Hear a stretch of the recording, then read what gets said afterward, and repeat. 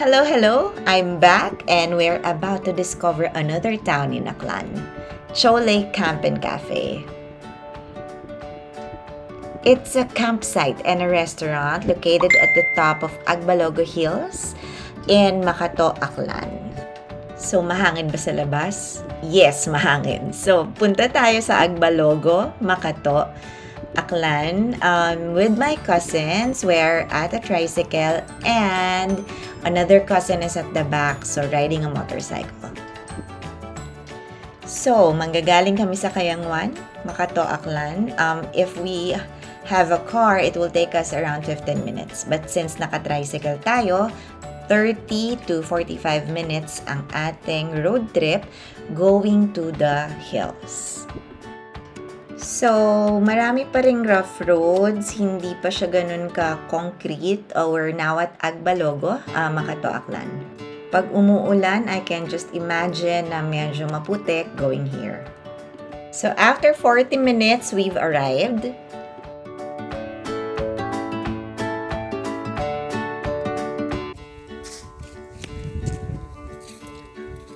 Yes, aakyat na po tayo ngayon sa bundok.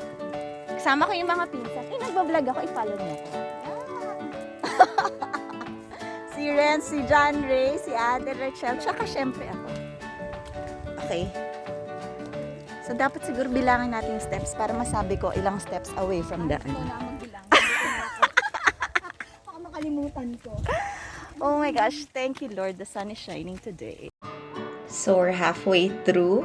Pero guys, sorry, hinihingal na ako. Yan, hindi masyadong kita sa picture pero medyo matarik going up ha. So, hindi siya friendly for senior citizens. So, for senior citizens, bring a car with you para pwede mag-park sa taas. We're here. Ay, mga kubo-kubo. Guys, hindi ko nabilang ilang steps. But I promise later, I'll count every step I take. We're here na sa reception area and we have to pay entrance fees.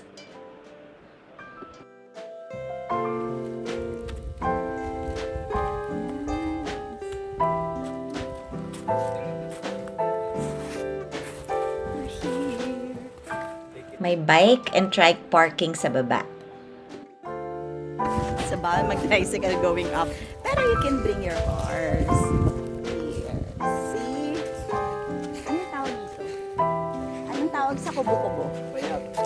Payag.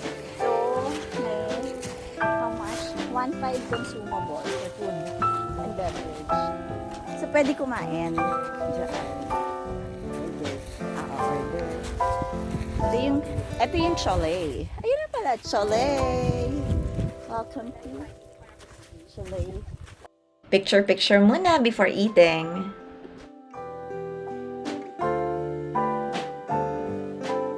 Bakit na tayo ngayon sa Cholé? Sorry, Chloe ako ng Chloe kanina. So, Cholé pala. Kaya sabi ko, iba pa. Sabi mo, iba pa. Yung isa pala. Ayun, gusto ko yun na yan. Kaya tayo dito talaga. Tapos, sa paso pa. Okay. So, we're on top of the mountains. Hindi ko alam kung gaano kataas ang Yes. We're here. Ang nice. Hello! Morning. Hi ka, ate. Ay, We're at the ground floor. Ang nice. Napaka-presko inside. And native talaga yung mga furnitures and chairs.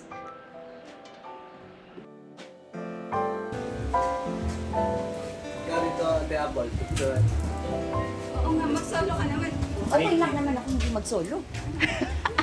Group picture na lang. And of course, this little cute kid who welcomed us to the cafe. Time to order for lunch. Going up. Wow, may paduyan. Ah, OMG, it's so nice.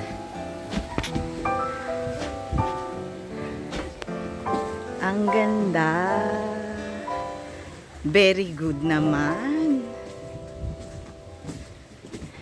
Hi, ate. Good morning. OMG.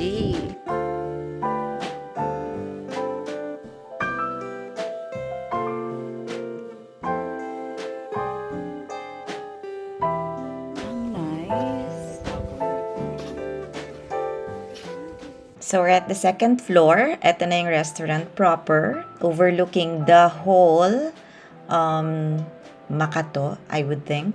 Ayun yung mga payag sa baba. And later, meron ng mga tents, I think, that they will set up.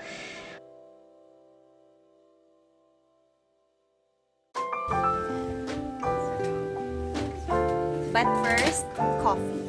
Kasi Cholé's Cafe. So, dapat coffee, diba? Ito, sentensyahan natin.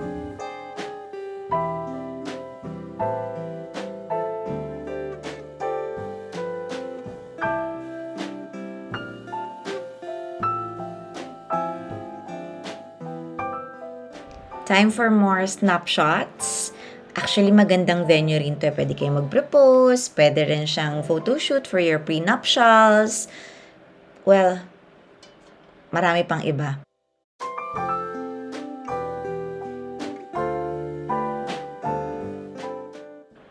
Andiyan na yung food, so kain muna tayo.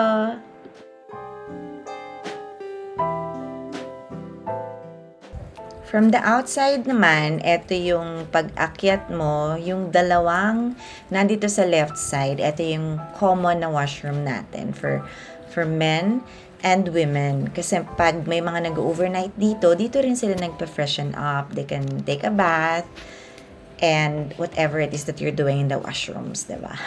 So, ayan, naka-prepare na yung mga umbrellas. And this is the payag that we've seen earlier. So, akyatin natin. Hello! So, nasa ilalim tayo ngayon nung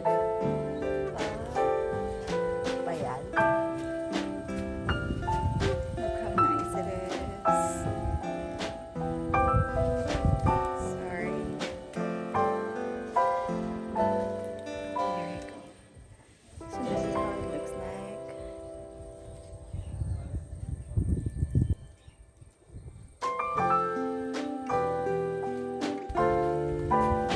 So, my steps.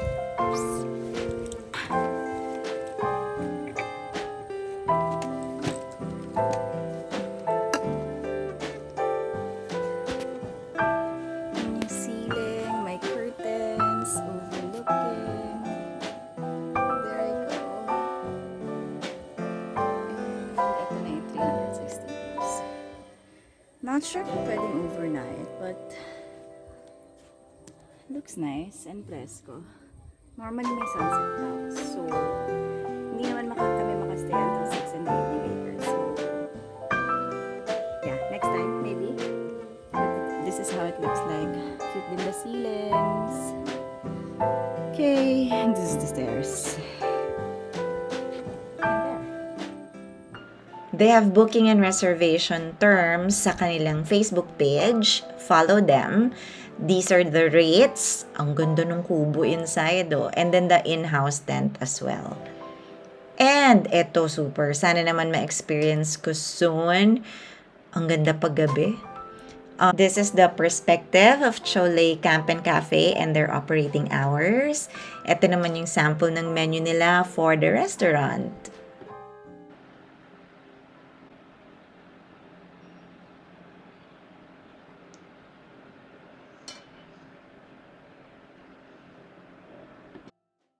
They also have a view deck. Malapit to sa may bandang reception area.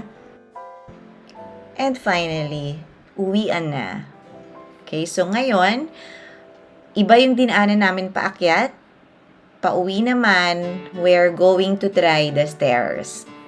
Pero yung stairs, guys, medyo maputik siya, ha. Hindi rin siya yung concrete na semento for stairs going down. Ay, salamat talaga sa beautiful weather for today. Thanks for watching my vlog for Cholé Camp and Café. Please don't forget to like, share, and subscribe. If you have questions or want to see more of Aklan or more Philippine travels, let me know in the comment section so I can share other destinations to help you plan. Bye for now. Have a sweet life, everyone, and be kind always. Bye!